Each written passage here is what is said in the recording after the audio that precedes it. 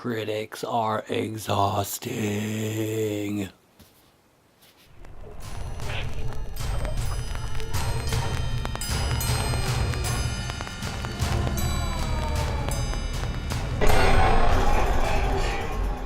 Hey, Elm Street Brats, Kid Kruger here with my Saturday vlog. It's a little bit late today, but I thought I would be a little unconventional and just talk about some of the entertainment, horror, and geeky events over the past week or so. Let's see. First off, I'd like to talk about the DCEU universe for just a second. I'm not going to harp on this for a long time because people are harping on this shit for way too long. Okay, number one, I don't know if anybody else, yeah, right. Who else went and saw Suicide Squad? I have seen it twice now, and I have to admit that after seeing it for the first time, it was not at all what I expected, and it seemed a little fragmented to me. So I honestly, I am of the opinion as well that I don't think the editing was the best it could have been, and I think Warner Brothers probably did cut too much out of it. But then upon seeing it a second time, I enjoyed it a lot more. I think the trailers pretty much blew its wad on that movie, and it didn't deliver anything near what the trailers had us anticipating. So that kind of sucks, but I still don't think that the critics' criticisms are all that fair, because they are, but I do know that, like, professional movie critics and stuff like that, they have a certain, gold standard thing for movies. They have a certain things that need to happen, whereas I think this movie was made more for the fans. I don't think it was pure fan service, of course, because there are even fans that are a little disappointed in it, but hey, it's making millions and millions and millions of dollars, so in that way it's a huge success, but it's just not a success with the critics. But I feel like the DCEU and, like, DC in general is just getting bashed from, like, left to right. I don't understand why there was so much hate for Man of Steel, because I thought that movie was great. It was a fantastic Superman film. People bitched about there being too much destruction, but before, people used to bitch that Superman wasn't acting like they wanted to see Kryptonians fight like Kryptonians. We finally see it, and then they bitched that the Kryptonians were too destructive. And that's what they are. Like, they have way too much power for this planet. So for there to be more than one Superman, it's going to cause some damage. So I'm not sure why the hate was there. Batman vs. Superman, I personally loved it, and I love it even more with the extended cut. But people still are bashing, saying that DC doesn't know how to make a movie, and I just don't think that's true. And the fact that Comic-Con this past month, or whenever it was, when they had the Justice League team come up on stage and Zack Snyder walked up on stage and people audibly booed him? Really? Really? That's just fucking rude. I mean, come on, if you don't like his directing style, that's fine. But also, you have to understand, his vision, like with BVS, he had to come out with the Ultimate Edition, so because Warner Brothers cut out 30 minutes of his movie. I think Zack Snyder is a great director. I think he has great vision. I think he makes things look amazing and brilliant, and his scope is, like, visionary. So don't boo people on stage. Don't go to Comic-Con, which is a celebration of all of these things, and boo people. No. Who raised you? And if it was your mama, then your mama did something wrong. Anyway, that's the end of my rant for DCEU. I also want to talk quickly about, I just recently heard news that, in the horror vein, I heard news that they want to remake or reboot, probably a remake. I don't know, I get confused with those terms, but they're doing Pumpkinhead.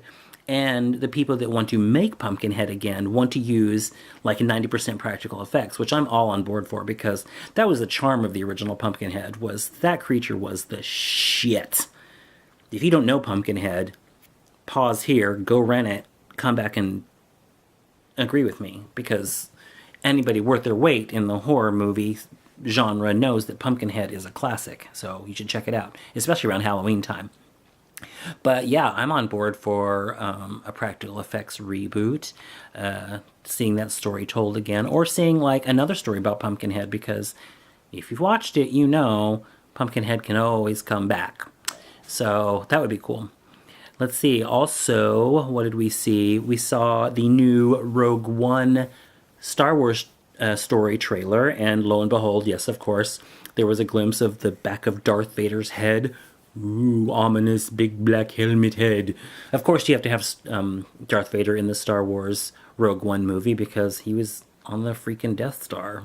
So that's cool. I just hope they give him a large part, like not like to dominate the movie or anything, but like we definitely need to. I want to know more about Darth Vader's backstory because we only caught him at the very end of his life, and we caught him like at the very beginning in Revenge of the Sith, where he's all no, but that's all he gets to do. So I would love to see what made everybody in the universe so terrified of him.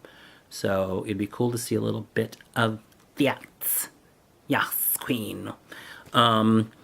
Let's see what else happened this week. I'm really excited for Blair Witch coming out. I pre-ordered Ash vs. Evil Dead Season 1 because I never got to see it. I saw the first episode and then didn't get to see the rest of the season. So I'm really excited to be getting that. They also just announced that The Conjuring 2 is coming out on Blu-ray. And I believe that is in September, October.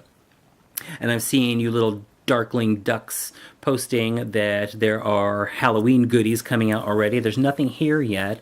I'm dying to just grab a bag of candy corn and shove it against my face and just breathe in deep. Like, the smell of candy corn. The smell of Halloween. So I'm excited about that. I also discovered that finally Tales of Halloween is coming out for a US release on Blu-ray and DVD and whatnot and such. I don't know the exact date for that, but I believe it is in September because it will be here before Halloween of this year, and I really want to see that. Have any of you seen it? Because I haven't really heard a lot about it, and I tried to find it on Blu-ray and stuff earlier, and it was only available across the pond. And I don't have a multi-regional machine. So, is it a good movie? Should you see it? Should I see it? Should I invest? I always want to invest in Halloween movies. There's another one I saw. It's a British film that's coming out on Blu-ray, I believe, called Boys in the Trees. That's a Halloween-themed movie, and it looks really cool as well. So I'm really getting geared up and excited for Halloween. So yeah, that's just my little short vlog for today about the business of what's happened this past week. On the critics front again, it looks like Ghostbusters, the reboot, will not be garnering a sequel, which kind of disappoints me because I thought the movie was much better than people were slamming it for, and I really liked the cast, and I kind of wanted to see them do some more busting of the ghostesses, but I guess the studio says it didn't make enough money, so...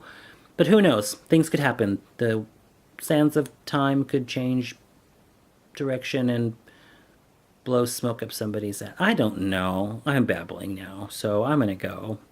But yeah, so that's my little thing for this week. Just a little rant ramble about the past week's musings. And also, side note, the American Horror Story Season 6 little puzzle pieces are getting even more fucked up and confusing, and I don't know which way's up, but I really don't care because I'm gonna watch it either way.